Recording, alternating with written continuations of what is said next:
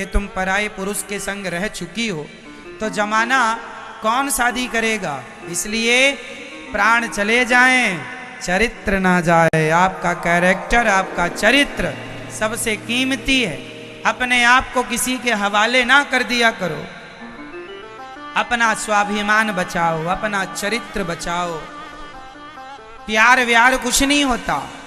ये दुनिया केवल आपका शोषण करना चाहती है। और कितना शादी विवाह का झांसा देकर लड़कियों का लोग कितना शोषण नहीं कर रहे हैं। आए दिन अखबार में न्यूज में सुनने को मिलता है, शादी का झांसा दे के शोषण कर लिया। क्यों जी, सही है? हाँ या ना? ये हमारी बहन बेटियां, गलती आपकी ही है। आप ही चक्कर में क्यों आती हैं? क्यों आप किसी के भड़कावे बहकावे में आ जाती हैं? माँ बाप शादी करेंगे तो कर लेना, अभी क्या जल्दी है? पढ़ाई लिखाई में ध्यान दो। लड़कियां पढ़ने जाती हैं, माँ बाप बड़ा पढ़ाने लिखाने भेजते हैं बड़े बड़े कॉलेजों में, बड़ी बड़ी यूनिवर्सिटियों में, और बेटियां वहां जाके क्या करती हैं? किसी लड़के से प्यार का चक्कर चल रहा है। चक्कर क्या है? वो लड़की किसी लड़के के संग बैठी है, उसके संग समय व्यतीत कर रही है, अपना चरित्र बिगाड़ रही है। ये पढ़ाई चल रही है आज के बच्चों की। और फिर लड़कियां कहती हैं कि हमारे माँ बाप बड़ा भेदभाव करते हैं। आज की समाज लड़कियों के साथ बड़ा भेद करता है। कोई भेद नहीं करता। आप लोगों ने खुद, ये जो समाज आपके संग भेद करता है, उसके कहीं ना कहीं जिम्मेदार आप खुद हैं। उदाहरण से समझते हैं। ये बात कैसे समझ में आएगी, समझो। एक लड़की ने मेरे से कहा कि गुरुजी, हमारे माता पिता लड़का लड़की में बड़ा भेद करते हैं। कैसा भेद करते हैं? हमारा भाई 10 बजे रात्रि को आ जाए तो माँ बाप कुछ नहीं कहते, और हम जरा 1 घंटे आधा घंटा लेट हो जाएं तो माँ बाप बड़ा डांटते हैं। तब हमने उस लड़की से कहा कि बेटा, बात ऐसी है कि लड़का जो होता है वो सरिया होता है। सरिया बाहर पड़ा रहे, पानी भी बरसता रहे, जंग लगेगी भी तो 2 रुपए कम कीमत का बिकेगा। बेटा सरिया होता है। लड़की जो होती है उसके कंधे पर 2 कुलों की जिम्मेदारी होती है, मायका पक्ष ससुराल पक्ष। लड़की हीरा होती है, और दुकान में हीरा बाहर नहीं, दुकान में हीरा अंदर संभाल कर रखा जाता है। तो बेटियां हीरा है, इसलिए संभाल कर माँ बाप अंदर रखते हैं। चलो अंदर, घर के अंदर बैठो, घर के अंदर रहो। लेकिन माँ बाप ने आजादी दी है लड़कियों को।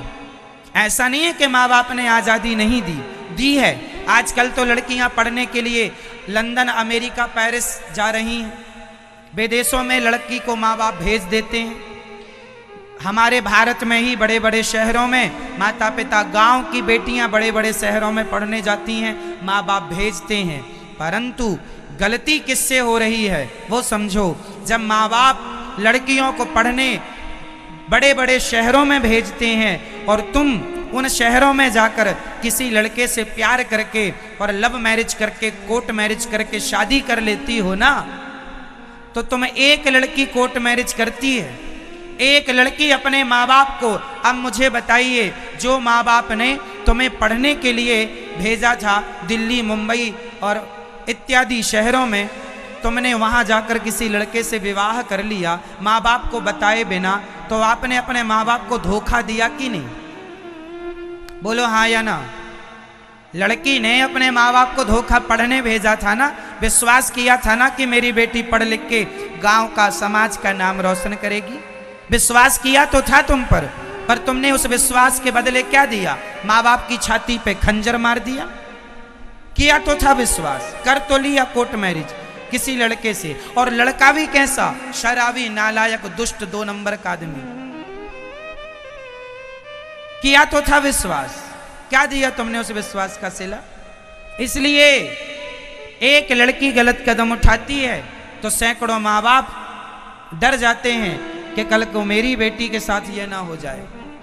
इसलिए फिर माँ बाप जरा दबा के रखते हैं, चलो घर के अंदर, बाहर नहीं, अंदर रहो। फिर आप कहती हो बड़ा टॉर्चर करते हैं। टॉर्चर नहीं करते, समझाओ हर लड़की को कि वो भी अपने माँ बाप को धोखा देना बंद करें। यदि बेटियों ने धोखा ना दिया होता तो माँ बाप ने तो आज़ाद ही छोड़ दिया था बेटियों को, जाओ बेटा बना लो अपना भविष्य। पर सैकड़ों बेटियां ऐसी हैं जो अपने माँ बाप को आज समाज में सिर उठाकर चल नहीं सकते उनके माँ बाप। तुम तो अपना शादी करके सेटल हो जाती हो, कह देती हो हम अपना निर्णय खुद कर सकती हैं, परंतु वो तुम्हारे बूढ़े माँ बाप जिस गली से गुजरते हैं लोग ताना मारते हैं, अरे इसकी बेटी भाग गई, इसका बेटा भाग गया।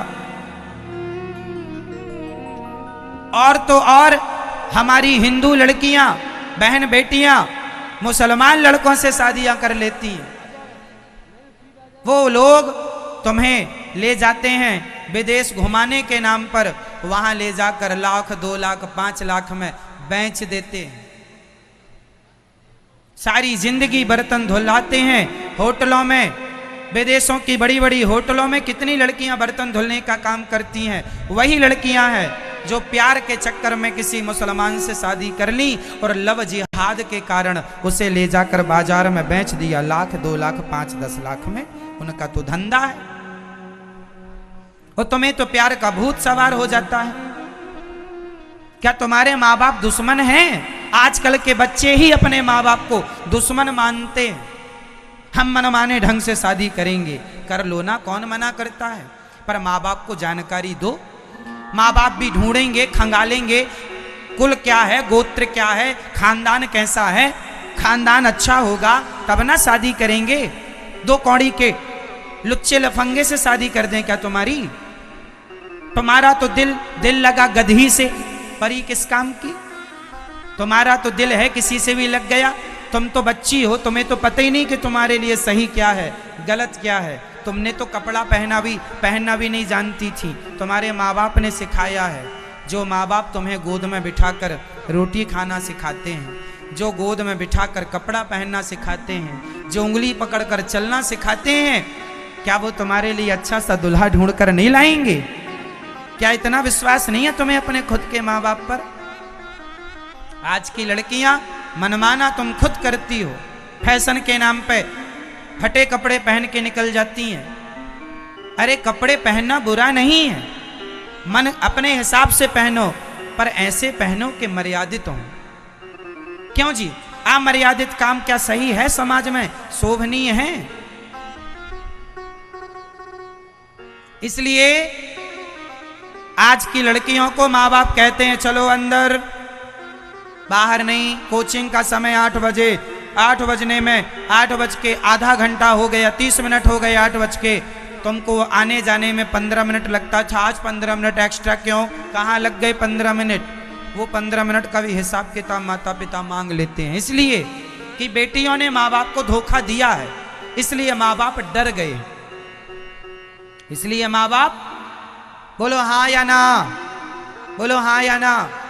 ये बात सही है कि गलत है? सही है कि गलत है? इसलिए माँ बाप डर गए। एक माँ मेरे पास आई रोती रोती, गांव की महिला थी, गांव का एक बाप और गांव की एक माँ, अपनी एक बेटी थी, उनका कोई बेटा नहीं था, एक बेटी थी। तो माँ बाप गरीब थे, उन्होंने कहा चलो गांव छोड़ते हैं, शहर चलते हैं, अपनी तो एक लाली है, एक बेटी है, उसी का भविष्य बनाएंगे। दोनों माँ बाप बढ़िया बड़े शहर में आए।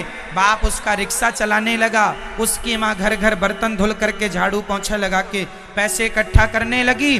और दोनों ने सोचा बेटी को पढ़ा लिखा कर IAS IPS बनाएंगे, बड़े पद पर जाएगी तो आने वाली बेटियां भी इसी रास्ते पर चलेंगी। उनके भी माँ बाप अपनी बेटियों को खूब पढ़ाएंगे लिखाएंगे, आगे बढ़ाएंगे। बेचारी ने अच्छा सपना देखा अपनी बेटी के लिए। ये सच्ची घटना बता रहा हूं, बिल्कुल मेरे आंखों के सामने वो माँ जब रोई और बताई पूरा रो रो के हाल, आज भी उस माँ की छवि और उस माँ का रोना मेरे सामने ही है। सत्य घटना है ये। एक माँ ने अपनी बेटी को शहर में लाकर बड़े कॉलेज में उसका नाम लिखवाया, फीस चुकाई, कर्जा लेकर रिक्शा चलाकर उसका बाप चुकाता था।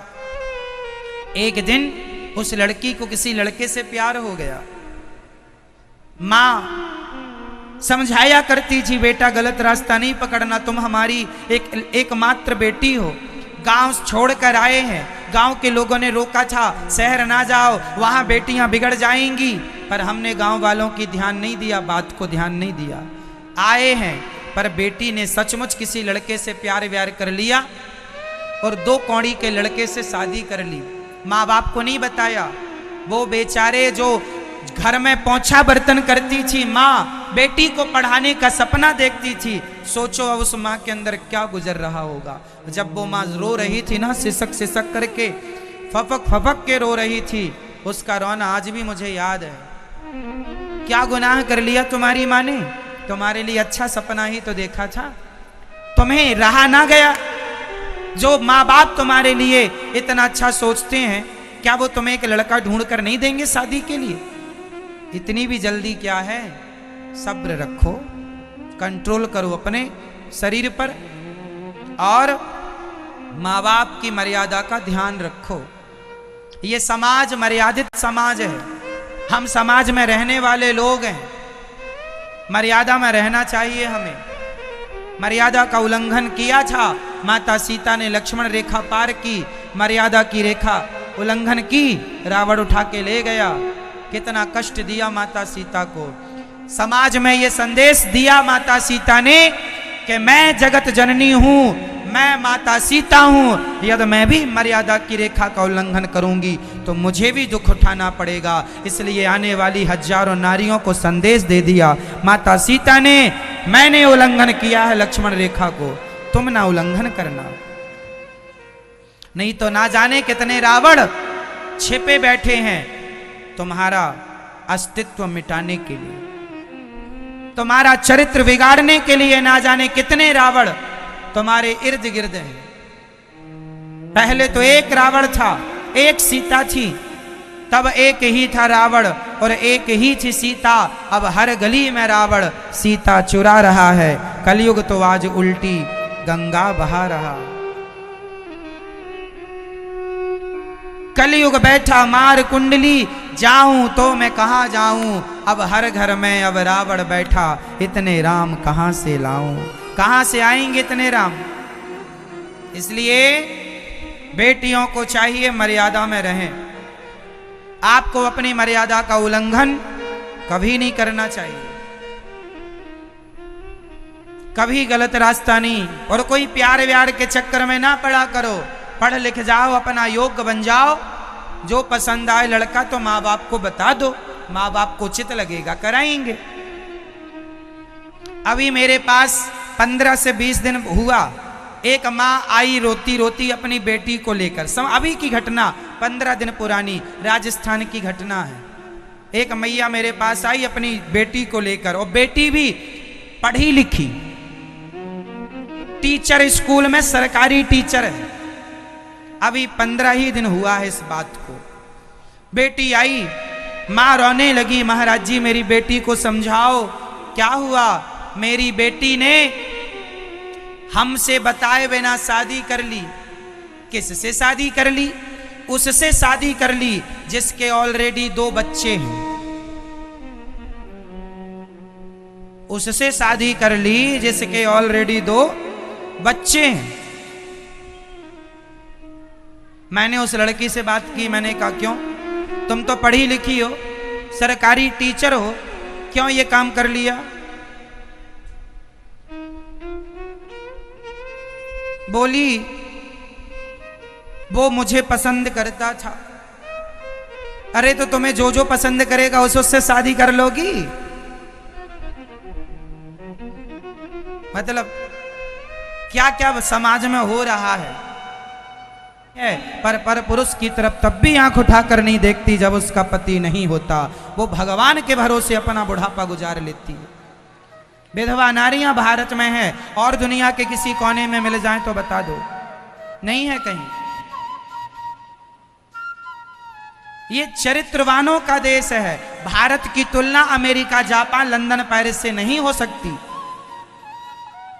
भारत तो भारत है। भारत तपोभूमि है, भक्ति की भूमि है, साधना की स्थली है। ये भोग भूमि नहीं है। यहाँ हमारा तुम्हारा जन्म भोगी बनकर भोग भोगने के लिए नहीं, बल्कि त्याग तपस्या दान पुण्य करने के लिए, भगवत चिंतन करने के लिए, भगवत प्राप्ति करने के लिए, परोपकार करने के लिए हुआ है। इसलिए चरित्रवान बनो। चरित्र से कोई समझौता नहीं। आजकल की स्त्रियां पुरुषों को पास में आकर के फोटो खिंचाती रहती हैं। कोई भी पुरुष आपको टच क्यों करे? आजकल की लड़कियां, पहले की लड़कियां लड़कियों से दोस्ती करती थी, आजकल की लड़कियां बॉयफ्रेंड बनाती हैं, लड़कों से दोस्ती करती हैं। मेरा ये बॉयफ्रेंड है, ये फ्रेंड है, ये फ्रेंड है। हमारे जमाने में तो लड़कों के दोस्त लड़के होते थे, लड़कियों की सहेलियां लड़कियां होती थी। यदि रिश्ता होता भी था तो स्कूल में ही भाई बहन बन जाया करते थे, इस रिश्ते से बातचीत करते थे भैया बहन बन के। क्यों जी? हमारे यहाँ बॉयफ्रेंड गर्लफ्रेंड का कोई मैटर नहीं था जब हमने पढ़ाई की है। हाँ या ना? हमारे यहाँ सेक्शन अलग था, लड़कियों का अलग था, लड़के अलग थे।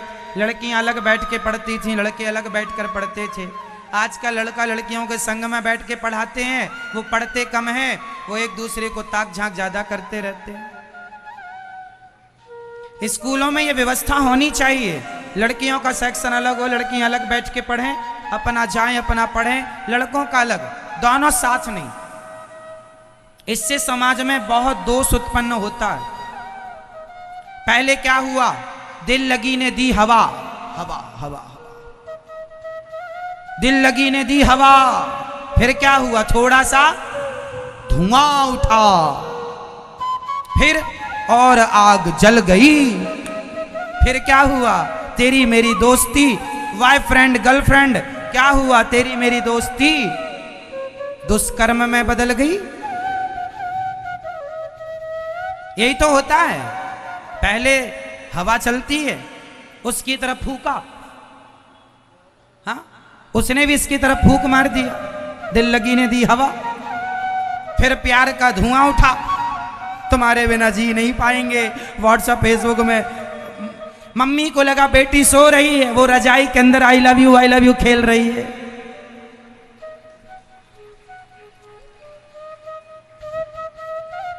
पापा को लगा बेटा सो गया, वो कंबल के अंदर खेल रहा आई लव यू। हाँ, आजकल के बच्चे अपने माँ बाप को बड़ा बेवकूफ बना लेते हैं। माँ बाप को लगता सो। आजकल सबसे गलत व्यवस्था क्या है? आजकल जो आपने अपने बच्चों को सेपरेट कमरा दे दिया है, रूम दे दिया है, ये सबसे बड़ा दुखदाई है।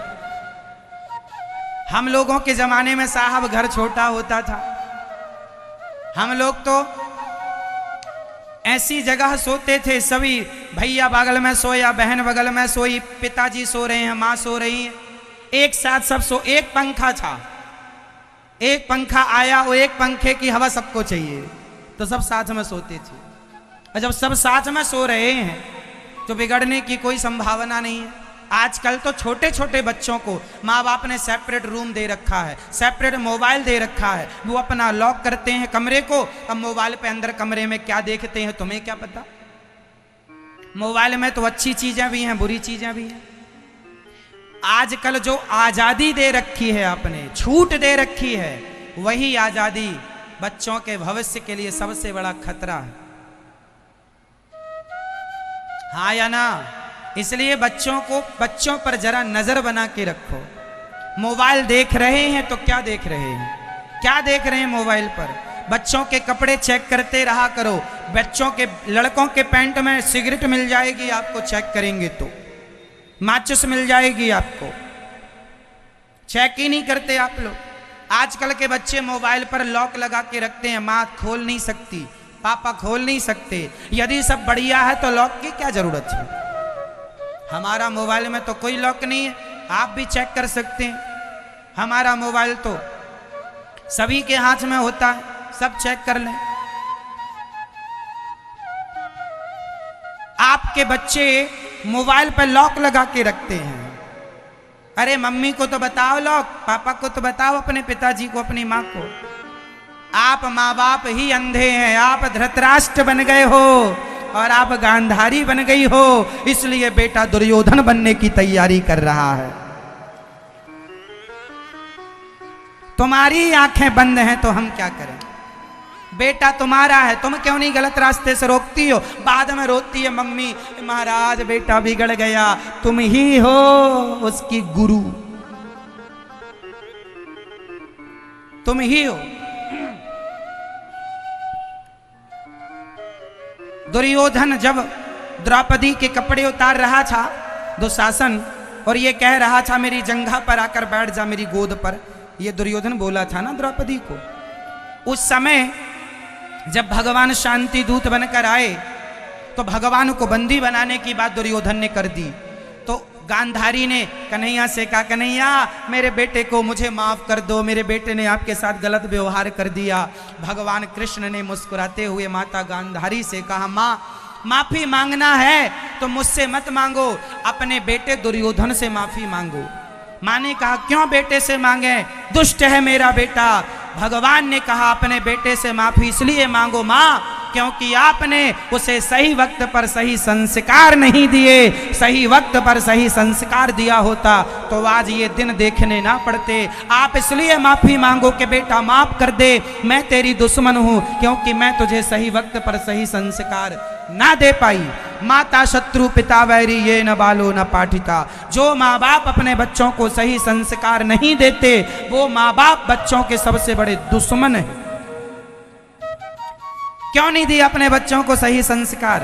जब रास्ता भटक रहे थे क्यों नहीं दो चार थप्पड़ जमाया? और अब भटक गए तो रोती हो? अब क्यों रोती हो? कौन जिम्मेदार है? पड़ोसी आया था बिगाड़ने तुम्हारे बेटे को, और आया था तो रोका क्यों नहीं? कहां थे आप तब जब आपके बच्चे गलत रास्ते पर जा रहे थे? क्यों नहीं रोका? क्यों मोबाइल दे दिया बड़ा सा? क्यों नहीं उसका हिसाब रखा? क्यों नहीं बच्चों पर नजर रखी आपने? क्यों नहीं बच्चों के सही गलत पर उन्हें रोका टोका? क्यों नहीं रोका? क्यों आजाद कर दिया?